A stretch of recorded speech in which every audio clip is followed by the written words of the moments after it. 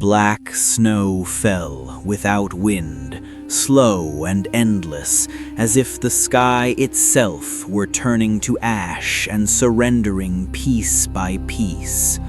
Tharok entered the city at dawn, when the light was too weak to be called morning, and the walls looked like rows of ancient gravestones. Rooftops wore a dusting of darkness, and the streets lay hushed beneath it, wide and empty. No footsteps marked the powder, no voices stirred the air, yet the silence felt occupied, watchful. The flakes clung to his armor without melting, gathering in the seams of iron as though they knew him, as though the city had been waiting for his return. The city was not dead. It was paused, caught between one heartbeat and the next. People stood in the streets and sat beside dry fountains, frozen in the middle of gestures that had begun years ago. A woman leaned from a window with a cloth in her hand. A child knelt beside a wooden hoop in the dust. An old man rested on temple steps with his eyes open to a sky that never changed. Their chests rose so faintly it seemed like memory rather than breath.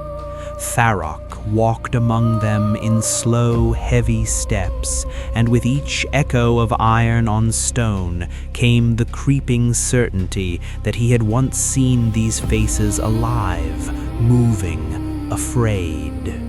Ash settled over his thoughts the way it settled over the city, softening edges, blurring guilt into something almost bearable.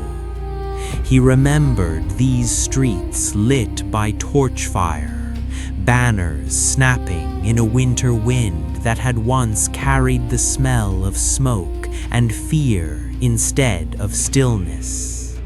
Mages had carved circles into the stone, their hands raw, their voices hoarse from shaping power too vast for mortal throats.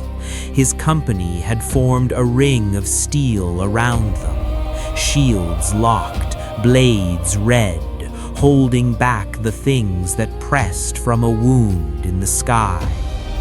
He had believed endurance would be enough, that if they stood long enough, dawn would come and the world would remain whole. He found the square where the ritual had taken root. The stones darkened as though night had soaked into them and never drained away. At its center lay the circle, faint but unbroken, etched lines filled with shadow instead of chalk or blood. The air above it trembled, a thin distortion like heat over desert sand, though the morning was bitter cold. The rock lowered himself to one knee, iron groaning, and pressed his gauntlet to the mark. A shiver answered from below, not of earth but of something deeper, a strained fabric pulled too tight, still holding after years it was never meant to endure. The memory returned not as images alone, but as a weight behind his ribs, heavy and familiar. He saw the final priest within the circle, robes burned to threads, skin blistered by a light that did not belong to sun or flame. The man's hands had still moved, stubborn, desperate, shaping the last seal while the air screamed around him. Tharok had believed madness guided that motion, that one more gesture would tear the wound wide again. Exhaustion had made his judgment swift. His blade had crossed the space between them in a single, certain arc, and the priest's blood had fallen across the unfinished signs. The city had been forced into the shape of that broken moment. The ritual had neither failed nor succeeded. It had simply stopped, like a door left half closed on a storm that never passed. Time pooled in the streets, thick and unmoving, holding every soul in a fragile balance between breath and oblivion. No one aged, no one healed, no one truly lived. The black snow was the slow fallout of that suspended magic, the ashes of a spell still burning without flame, settling over roofs and faces alike, preserving them in a silence that was not peace, only delay, stretched across years. He walked until the light thinned toward evening, though the sun never seemed to move. Silence deepened with every step, pressing against him like deep water against a sinking hull. In darkened windows his reflection followed, broad, scarred, and chujdi even to himself, a relic of motion in a city denied it. Every frozen face he passed felt like an accusation carved in wax and bone. He had always called his choices necessary, had worn duty like armor over doubt. Here, that armor felt hollow. His certainty had not saved these people, it had only decided the shape of their endless waiting. By nightfall, the black snow began to glow with a dull inner shimmer, as if embers hid inside every drifting flake. The circle in the square answered, its lines awakening in faint pulses that matched a rhythm older than any heartbeat. His armor grew heavier, memory settling into every joint like buried stone. He understood then that the ritual had not died. It had waited, unfinished, patient as a grave.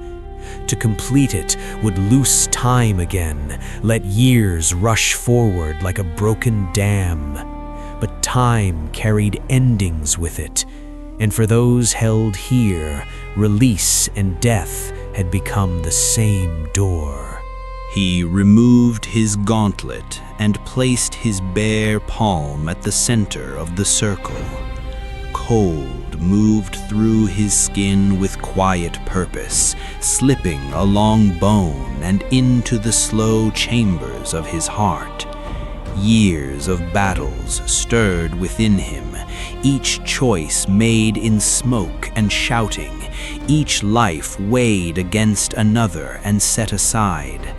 There was no enemy here to cut down, no monstrous shape to blame, only the long shadow of his own blade. The magic recognized him, not as a savior or destroyer, but as the hand that had once broken the pattern and could now force it to move again.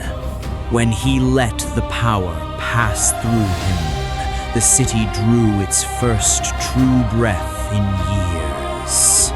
Sound returned in fragments, stone settling, cloth rustling, bodies swaying as time reclaimed its due.